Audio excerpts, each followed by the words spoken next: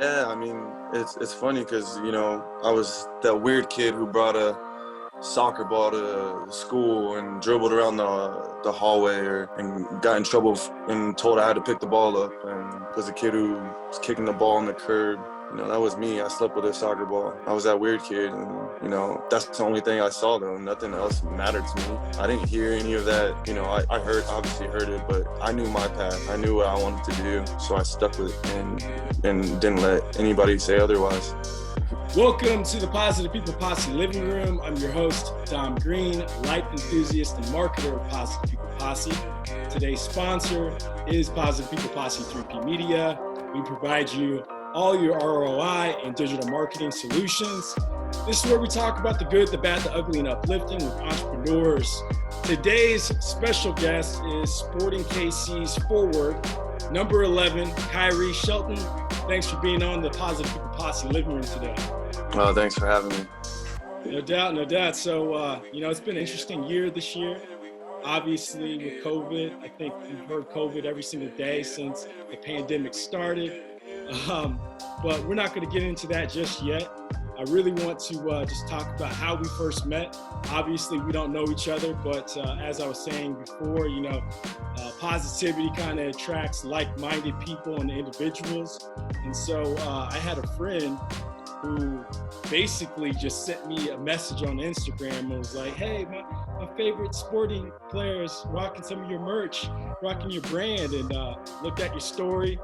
And, sure enough, you're rocking one of our hats, and, really appreciate it, gave you a shout out, and, we reached back and said, hey, you want to jump on the living room? So thanks for being on. Thank you for having me. It's an honor. No doubt. So, tell us a little bit about where you came from and, how you got to where you're at right now. A lot of entrepreneurs and people that, seek motivation or listening to the podcast. And so, it's really important to know that, like that mental fortitude and, that toughness that you have to have. And I know that, most soccer players run like 9 miles, just in one game. So, I hate running. It ain't my thing. And nobody likes running. But yeah, I'm an Army brat. So father was in the Army, traveled around a bit as a kid, lived in Colorado. I was born in Colorado Springs, moved to Germany for 6 years, moved back to Colorado for 6 years, and then to Texas for high school. So it's just been a lot of traveling and, getting to see different things and experiencing a different lifestyle than most people, I would say. No doubt. So like even like travel, you're like basically cut for this cloth. You have to. Yeah, perfectly. So for family sure. And all that. I mean, do you have any siblings? Yeah, I have four siblings. I have an older half sister, and then two younger brothers and a younger sister. So it's a pretty big family we got here. Are they all athletes as well? The younger siblings, my youngest, he's 8. He's gonna be a star athlete for sure. You can see it. Yeah, for sure. He loves soccer, so he plays soccer. He loves it. But pretty much, yeah, every single one of my siblings has been an athlete, and we're great at what they did. I feel like, a lot of listeners, a lot of people could relate. I think we all want to be athletes. Yeah. To actually be a professional, it's a different stage, When I was younger, I always thought that, I was going to play in the NFL. One thing that I realized, actually my father realized, he said, son, you got asthma, you got you got flat feet, you're semi-fast. You might need to just stick to the books. And so what was that like for you at some point in time? Did you really feel like you had a certain crack at it, or did you ever feel like you were a little bit insecure about, really exploring this path to be an athlete? Because I feel like a lot of people have that thought, but to actually, make that happen? Like, what is the process, getting to the MLS? You know, once I touched the soccer ball, it was game over. I knew what I wanted to do, and I have very loving and supportive parents that have been behind me this whole time and are still there for me whenever I need something. But it for me. It was I knew what I wanted to do. It was straightforward. I only saw one path, and as a kid, you a lot of kids they don't know what they want to do, but I knew. I think when I was in middle school, one of my teachers, she had our whole class put together a time capsule of what they wanted to be when they got older, and so happened to be that's exactly what I wrote down. Want to be a professional soccer player, and I manifested that and made that come true, and I'm just blessed, really. I mean, I'm blessed and have known what I've wanted to do my whole life. That's awesome, man. Like, I believe in manifesting my beliefs, and Yeah. like every day I have an affirmation and setting forth a goal. With that, comes a lot of influence. So for me, the influence is the books that I read, and also just being able to just be around people and have those honest conversations about what our intentions are and what we really want. One of my favorite books is actually right in front of me. I've read this a couple of times. It's called The Power of Now. And I'm not sure if you're familiar with it. I'm sort of familiar with it. My younger brother actually introduced me to it. I started it and then I kind of trickled away from it and went to something else, but I'm going to get back to it. Yeah, I'm kind of the same guy. I'll start it and then like come back to it, jump over here. Yeah.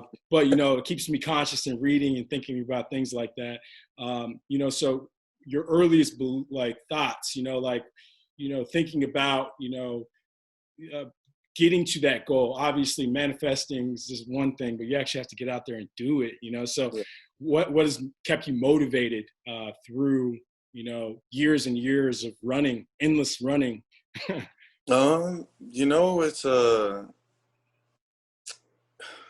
I grew up in a very competitive family.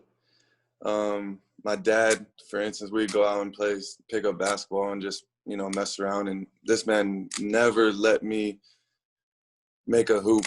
Like, this man was swatting my stuff left and right. Little things like that. I mean, even when it came down to video games, he would never let me win. And same with my mom. If she got out there with me when we were kicking around a soccer ball, it was the same thing. She wouldn't let me get the ball, or she would bully me around. And I think growing up in that environment is just I'm bred different.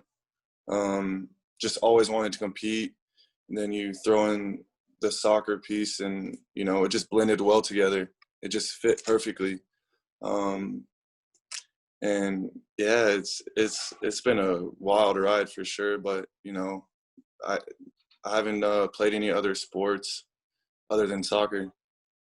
Yeah, I can picture your father just like swatting you, going for the layup and just get that shit out of here. Like, Oh, for like sure. when I was a kid, when my dad did that to me, like I was like sucking my lower lip, just quivering, Oh man, it's so funny. But those types of stories, like it just reminds you, you probably look back and you just smile, like that's a good childhood to have, Yeah, for sure. I mean, this man never let anything go easy.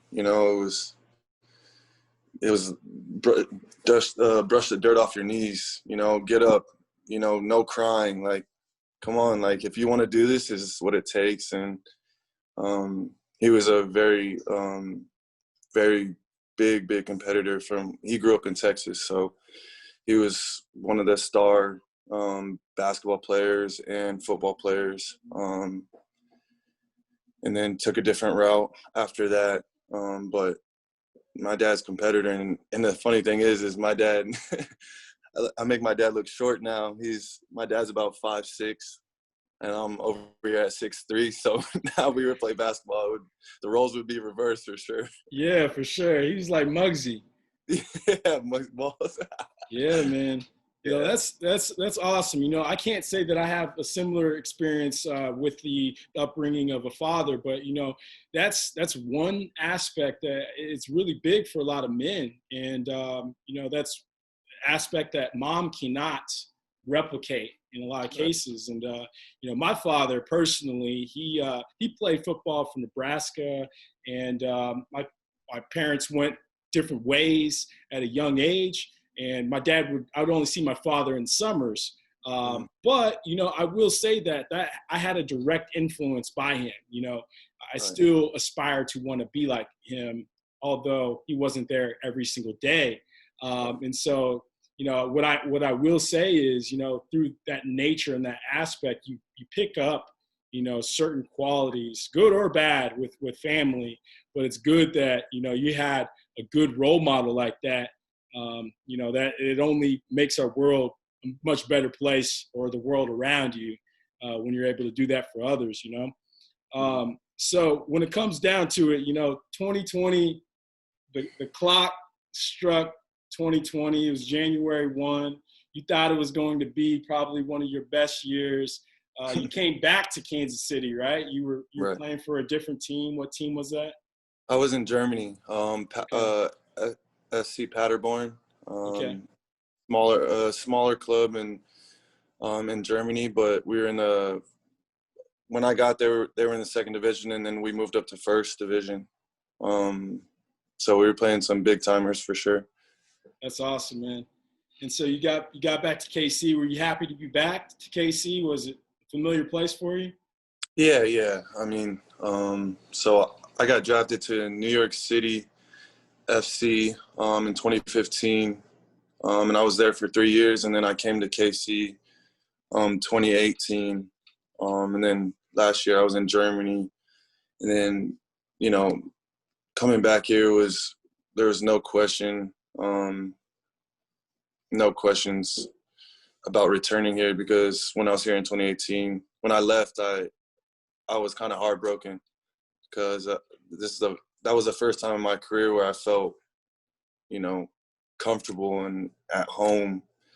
Just the environment, organization is just top class, and it's a family environment, and it's not as cutthroat, I would say, as a lot of other organizations where you have players who have egos and things like that. I didn't experience that at all here, and it's actually not.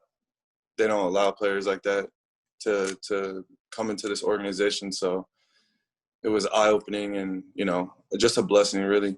Yeah, man. Team culture, and just culture in general. Like having that camaraderie with people. Like that feels really good. It just makes every experience much better. Like I don't think that if I would have. So I'm from Kansas City, now living in New York. A lot of our team, they live in Kansas City still, but I don't think I would have the brand Positive People Posse if I didn't grow up in an environment like that. And so, everywhere I go, it's now infectious. You know what I mean? And, Oh yeah. It's amazing because we're able to, what we do marketing for clients, but we also have our brand side, which is how we connected. But we're able to get, people from all over, basically wearing our brand from Germany to Australia.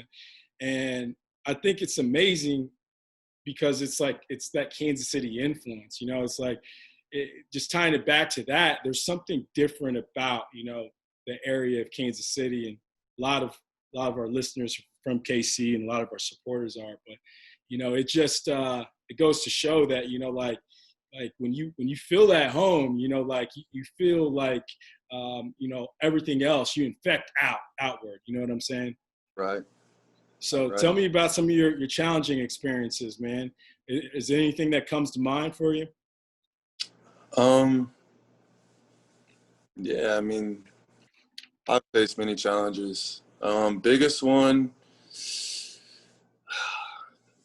I've had two. I think my parents are divorced. I think that was one of my biggest ones. I was a freshman in high school, just new to life and, new to the area pretty much. And, I always look at my parents as superheroes. And I thought I was so naive when it came down to, people making mistakes or whatever it is. And, I think the world of my parents and still do to this day. But that one was challenging because, I was a kid trying to figure out my life and, going through an experience that, people separate and people divorce and, sometimes they get back together, sometimes they don't. But, that was a challenge for me. I was just taken back.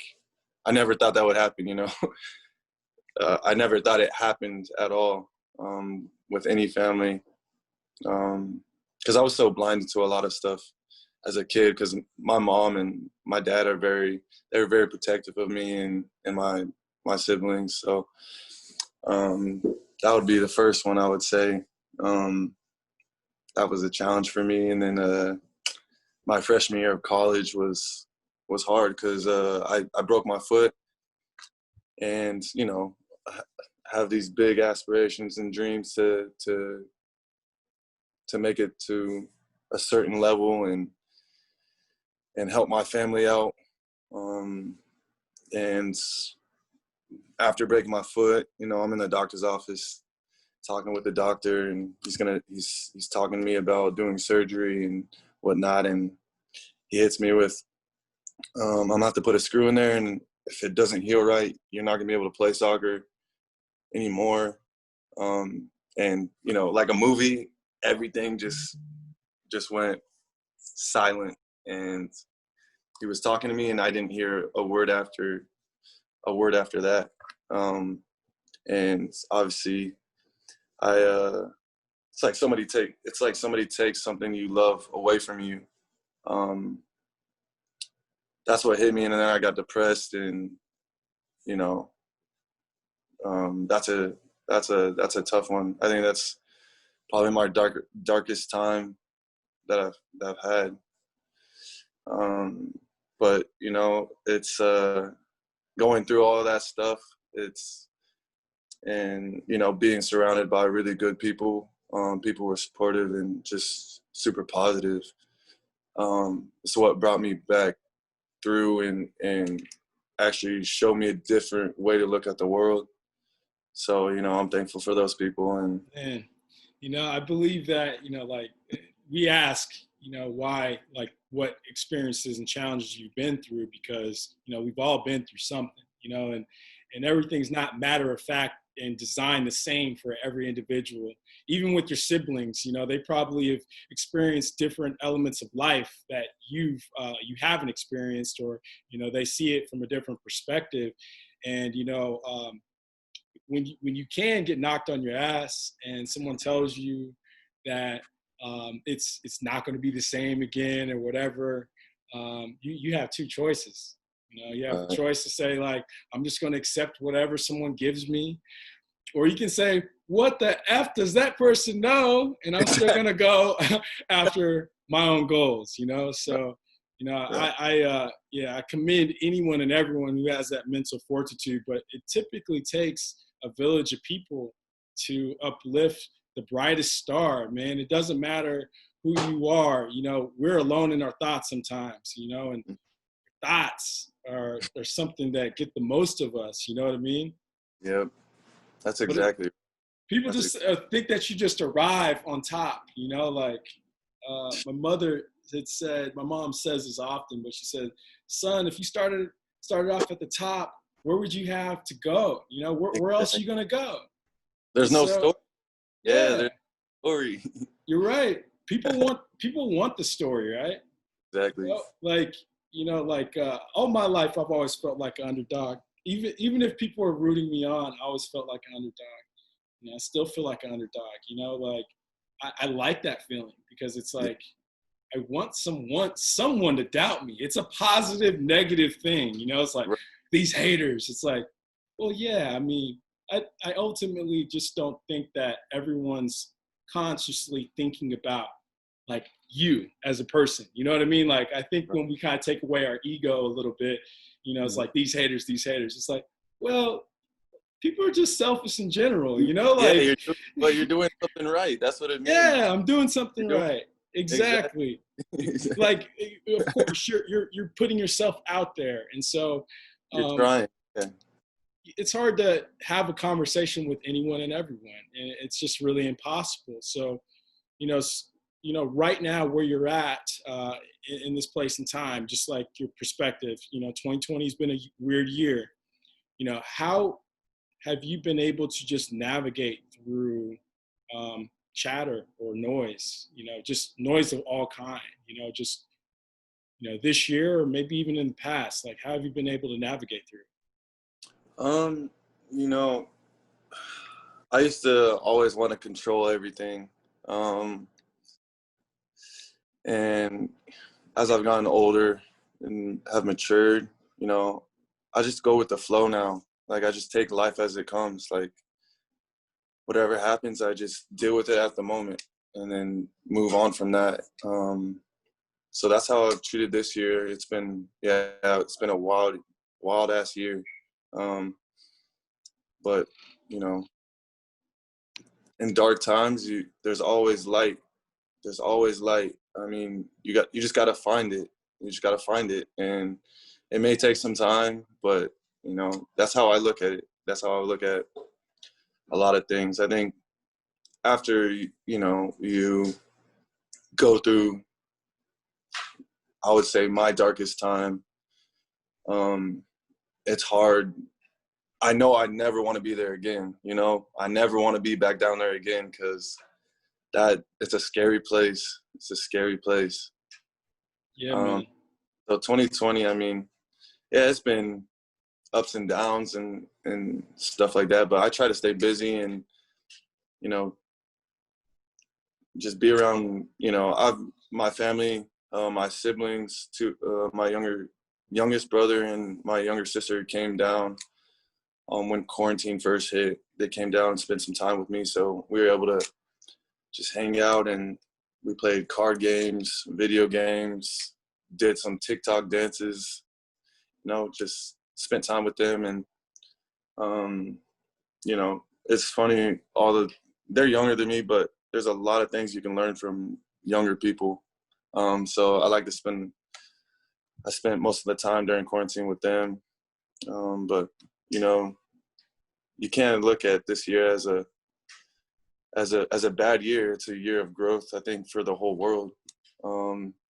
There's a lot of things that have been brought to light that were in the dark for the longest time. And you're starting to see a lot of those things come into play, which is amazing, because without this year, a lot of those things still would be pushed under the rug. Yes, I think I know what you're talking about. There's a lot of, but a lot. Yeah, one of the main ones. We can say a lot of that on this too, and I would say that this year, my interpretation is it made the real ones even realer. It made the people who were really had that conscious mind and really wanted to do something bigger. They had a little bit more time to think about what they want to do with their life. When I get out this prison cell, I'm going to prevail. But it's like again, you have to get kind of knocked on your ass, and I know it's been hard, and it's like I don't want to see people struggle, but I also want to see people prevail. And so and then it made a lot of the heightened challenges that we've had, systemic aspects that we've been seeing, and a lot of the racial tides really come to shore. And it's a beautiful thing, kind of seeing people show their asses, whether if it be for the side that you're on or the side that someone else is opposing, Right. and but it's like having those honest discussions. I've never had more honest discussions about how I feel and how I felt, and my experiences and stuff That's like funny. that. I felt validated, like I was like, as a Black man, I get to talk about this or talk about what my family has went through. And so it felt good. It was relieving for me. It was cleansing.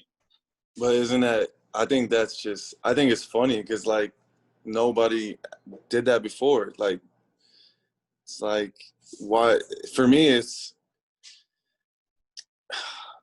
frustrating. It's frustrating as ever. It's just like, why does it take something like what has happened and has been happening to now, and for you to now ask me how I feel and get kind of on that emotional level when it's always been that a lot of people have just been quiet about it. And for me, it's just frustrating to hear stuff like, to be asked, because I'm like, you should have been doing this. This is like how the world should have been. We should know how one another's feeling. It's simple. We're all human beings. Yeah. We should all be aware of one another and work together. I mean, should be life would be so much easier. Everyone just work together. It's simple. It's so simple. It's so simple in the concept because you are an athlete and you have to work with other people. It's a team joint effort, and people are coming from all different types of backgrounds, and you're able to relate through having that goal on the field, and then having that time where you guys are grinding through practice and through sports. I mean, your best friends become those individuals because they're seeing you for who you are, right? They Right. know that you're going to bust your ass and, you're going to push them because they're seeing your work effort. But from the outside perspective, it seems like the diversity doesn't happen and inclusion doesn't happen outside of the corporate structure, And Yeah. so I think it's a challenge for people to realize, like, okay, well, a lot of people have adopted that, my friends are only going to look like this, or my friends are only going to wear polos and boat shoes, and we're going to crush natty lights and whatever. I like doing all those things too, right? But Oh yeah. if I look at my whole group and I say like it's only one of me, and it's not well diversified or whatever, I feel like I need to do better. Like I feel like with many groups of people, if I want people to see color, I want people to see color for the good things, the enhancing things, like what we bring to the table, like it just makes things more interesting. It makes things more fun when we can just, all show a little bit of Just, difference, yeah, bro, that's where you grow though. That's 100%. growth right there. I mean, my parents are perfect examples. My mom is a white lady and my dad is Black. Like and it's so funny because growing up, everyone's telling me get to see best of both worlds, and it's true. I mean, there's differences in the culture and everything, and to whereas my mom's side of the family is more strict and structured, to where my dad's side of the family there's just tons of freedom, and you know the cultures are just different. But it's not hard to be a good human. Like Yeah. it's not hard. It's not hard at all, and I don't know how people can complicate that. Like it's simple. To me, It's it's, I mean, to see where my parents started, how they got together, and their whole experience of dealing with racism. We've dealt with it as a family, and dealing with that. And then obviously having me, and now me reflecting back and talking with them about their upbringings and everything. I mean, the world's changing, yes, but we've got to do better. 100%. Everyone. Yeah, I was having a conversation on our last podcast with the guest. His name is Stephen Torres with Kawaka Deaka Mezcal. I don't even know how to pronounce the name. It's so complicated, but I'm going to get it down. He's sending me a bottle, so that's when I'm going to read. But, we were having this conversation where we were thinking about like, okay, so what was it like 20 years ago? It wasn't as where we are today. So we have been getting better, but we can always do better. And so, but we have to disrupt sometimes. And, this was a year of disruption. And now I think, we can move forward with honest conversations and not have that fake conversation where it's like, I don't see color. I don't, like, well, in a perfect utopia, but that's not where we're at, So, but, I'm very appreciative for this year. Like you guys probably didn't even know if you were going to play this year, right? Right. Yeah, it was. There's a lot going on, ups and downs. And we're going to play this week, and then we're not playing this week, and then we're going to start here. Actually, it's been pushed back a whole another 3 weeks. It changes daily. I mean, it's been wild, but just adapt, just take it as it comes. Yeah, man. Like that's the big pivot, for a lot of us. But so you guys have fans in the stands right now or what? Yeah. I mean, we've done well.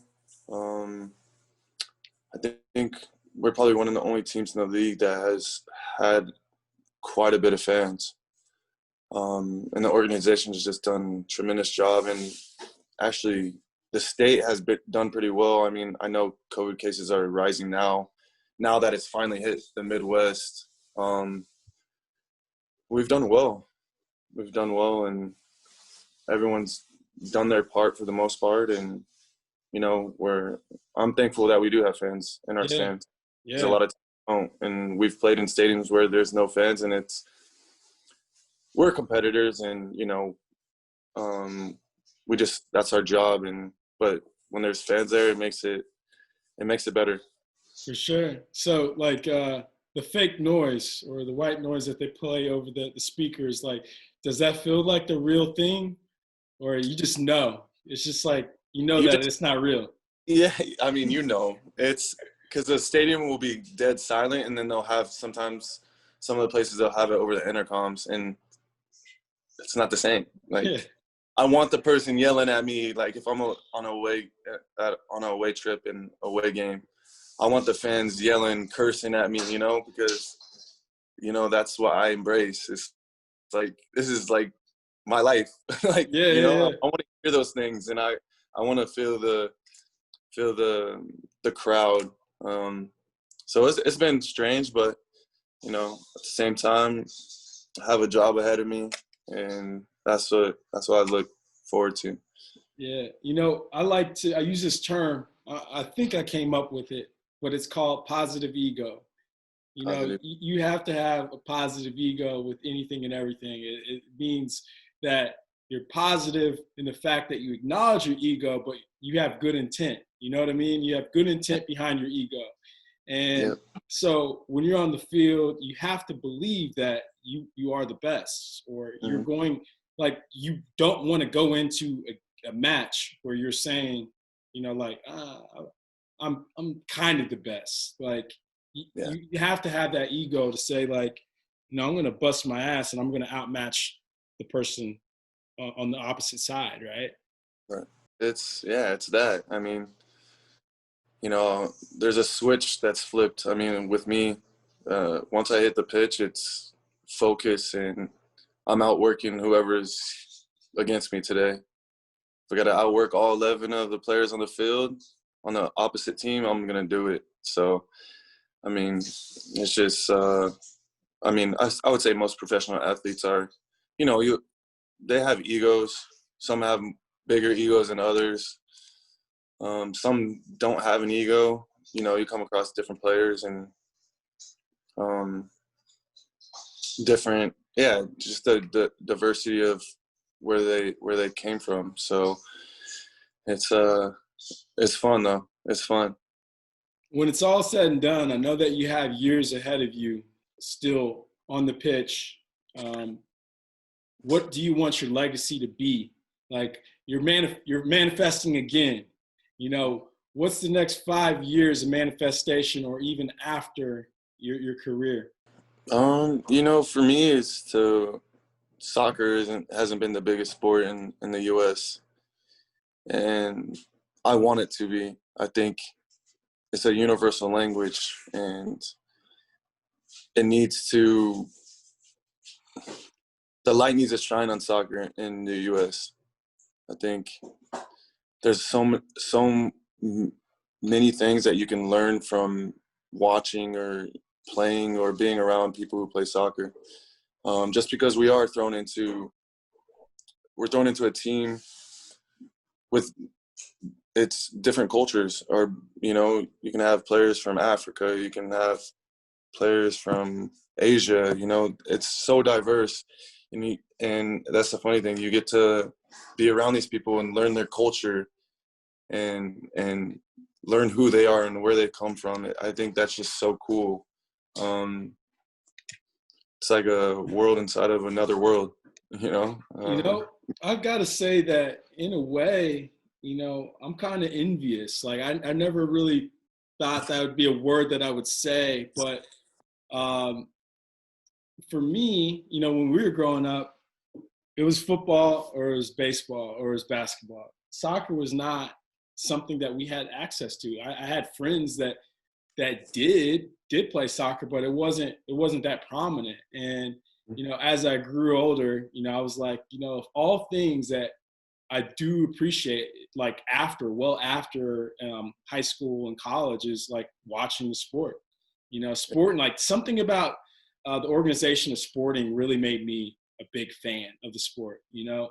And but because of that diversity, and I see that diversity, there's a prominent aspect of only Black athletes in the NFL. But when I do look at, a soccer match, it seems like, there's multiple people from everywhere. Yeah. And one of my good friends, he actually has a brand, State Soccer. It's with one of your teammates. A shout out to them, because I know what they want to do with the brand. Mm-hmm. And, they really want to make this a global thing, like locally global, meaning that we're connecting with the globe. And I believe in it. I truly believe in the sport being that all you need is a ball and a field. You know what I mean? Like you're starting. Yeah, you just need a ball, and it doesn't matter where it is. Play in the street, play in the house, play anywhere. I mean, that's a lot of soccer players will say they've played on the street growing up and have scars to prove it from falling and stuff like that. But yeah, it's just a universal language. I remember it was like 6 years ago. I went to the DR, and the last day that I was out there, I actually stayed by myself by accident because I thought everyone was going to stay in the DR for like 8 days, but everybody was leaving at 7. And so I was like, dang, I have to go get my own hotel. And so I ended up getting one of the cheapest like bed and breakfasts, and I'm like in the hood, dude. like bro, I'm like looking at like reviews. It's like 5-star reviews. Everything looks nice. Everything looks great. And, this Kansas kid, me, rolls up there. And I remember my taxi guy being like, hey, are you good? And I'm like, am I supposed to not be good? Like, like there's a hood everywhere, but like I'm in the DR, like far away from the resorts. I'm not in resort life anymore. And I had 2 choices. Like I could have just like stayed in my Airbnb or whatever for like the remainder of the day before I went to the airport, or I could just go, put on a backpack and just walk around. And I was like, man, no fear, man. Like, it is what it is, you know, Yeah, well, like, why do I have this feeling that I'm so afraid of like people that look like me, you know, like exactly. ridiculous, you know? And so I went out and, yeah, there was a pickup game in the street and I got to play football out in the street Hmm. with people that I couldn't even communicate with, but you know, I was terrible, but you know, like I had an embracing experience like that. And I'm sure you had a couple laughs. You laughed at yourself a oh couple. man, yeah, yeah, yeah. Yeah. They were saying some shit and they were talking some shit on me, but I don't know what they were saying, but it was great. It was great, you know?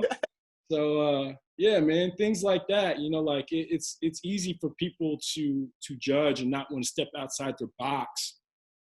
And I live in that embrace of being in discomfort, you know, because that means I'm growing, you know.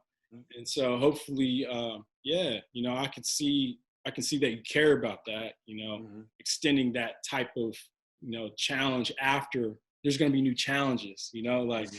nothing's ever easy, but you know, like it's good that you're thinking about like you know, where you're going to be, you know, what you Hmm. want to do. Hmm. Um, you know, when it comes down to it, you know, like our brand, it's all about, you know, positive and negative experiences. You know, it's the same thing with our clients. We realize that they have a story too. And, you know, for us, it's easy for us to connect with people on a relational level like this because we're humanizing ourselves, you know. We need people to work with all sorts of people. And so we try to keep it diverse in all ends of the spectrum. Um, what I want to know is, you know, what is your biggest weakness? And then we're going to talk about your superhero power, because this is one thing that I ask all of our guests, like, what's your weakness? And then what's your superhero power? Ooh, weakness. That's a tough one. I haven't even thought about that. That's a great question. It sounds like your weakness is you don't know that you have a weakness, which is that a bad No, thing? um, I have. I mean, everyone has weaknesses. Um, I don't know. I like that, man. I like that you I don't. don't know. Yeah. I mean, I never. That's the thing, though. I never. You know, I was always told like, you're gonna have weaknesses, but never focus on them. Um, and that's kind of what I've lived by. So I only focus on, obviously there's weaknesses when it comes to my career that I can work on, and obviously I work on those. But um, yeah, I'm gonna have to sit on that one and think about it, because that's an amazing question. Hey, I'll please probably get come up back with to a me. whole 2-3 Yes.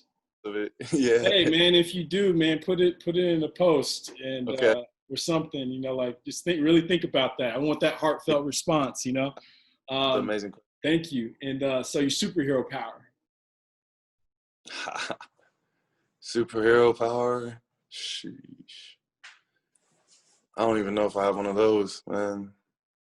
Um, I guess just trying to be the light in people's lives. It doesn't matter um, whether it's making them laugh or being there for them when they need something. It could be somebody I don't know. Just trying to be that positive light. I think that's my superpower, and obviously, you know what positive energy does to negative energy. Flip that right around. Yes, Um, sir. Even if it's for a second or a minute or 5 minutes. I mean, once somebody kind of gets a little taste of it, they, it's like a wildfire. It Yeah, man. spreads quickly. So I think that'd be my superpower. You know, I will say I will back you up on that, man. You know, because last week New York City had a tornado. Like that's how I know that this year is strange, right? Because I'm talking about like 70-mile-per-hour winds. Like, you know, sheesh. Like this is like to me, like bro, I was startled, man. Like I'm from Kansas and I Hmm. know of tornadoes, and I'm over here like feeling shook.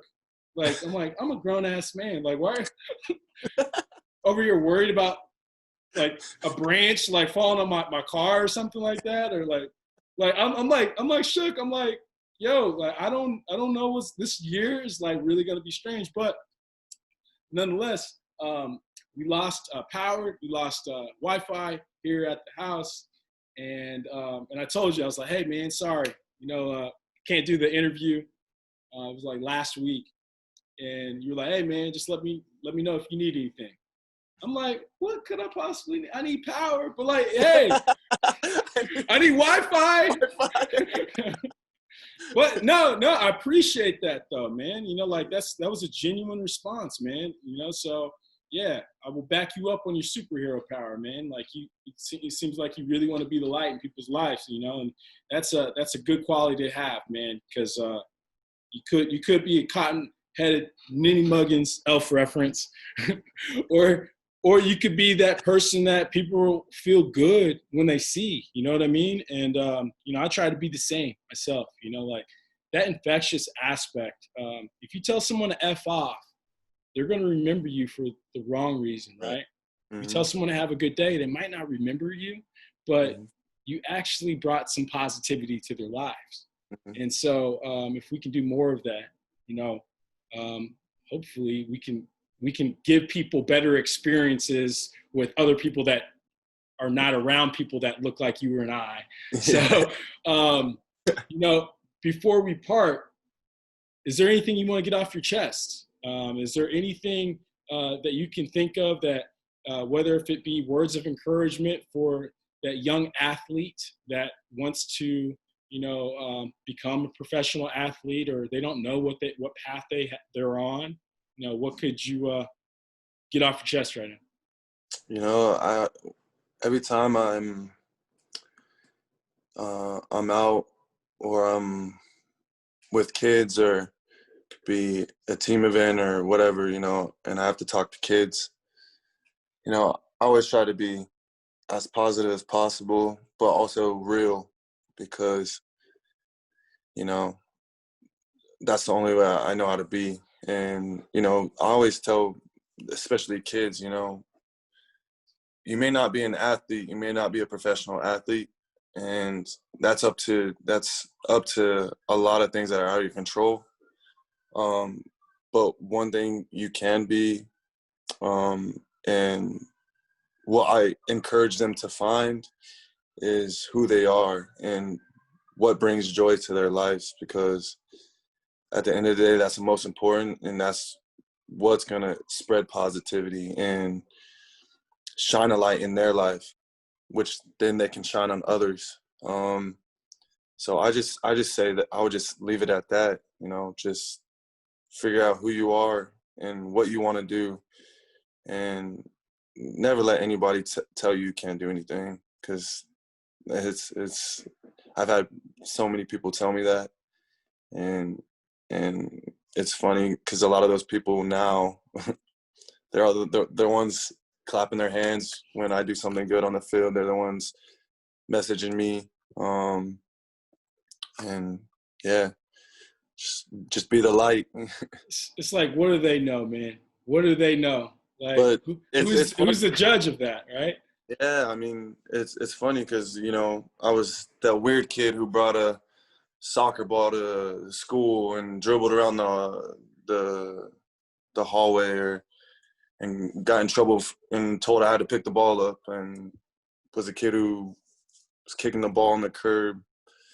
That was me. I slept with a soccer ball. I was that weird kid, and, that's the only thing I saw, though. Nothing else mattered to me. I didn't hear any of that. I obviously heard it, but I knew my path. I knew what I wanted to do, so I stuck with it and didn't let anybody say otherwise. Damn, bro. I think that's the intro. That's going to be the intro for the podcast episode. I really felt that.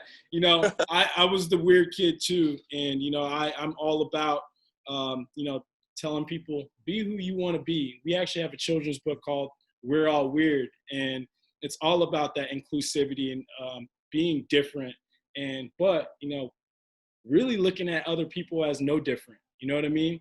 Right. And so, yeah, I really appreciate you really stating that, because I feel like a lot of people can relate, you know. Mm-hmm. When you are in the place that you are now, you know, you have to feel different. You know what I mean? Like, you should have that feeling. It goes back to that positive ego. Like, you have good intent. Yeah, you should love it, embrace it. Just take control of it, because you know, a lot of the people are pointing fingers and laughing at you for whatever you're doing or whatever makes you happy. Is they're gonna be like that the rest of their lives. I mean, they're gonna be miserable, and that's just because they haven't had self-reflection and time to think for themselves or be who they actually are. You can be all of the same, or you can stand out, you know, and for good reasons too, you know? Yeah. Mm-hmm. So on that note, you know, I think we should wrap it up right there. I think people are gonna be like, damn, I want more. Well, keep on listening, keep on subscribing, keep on liking, and share if this speaks to you. You will be back. We gotta get you some more gear too, man. So everyone, thank you for listening to the podcast. Kyrie, you've been awesome, man. I really appreciate you telling us your story. Everyone, like and subscribe and follow you at what's your handle? Kyrie Shelton. All right. And until next time, live freely, stay positive. Peace out.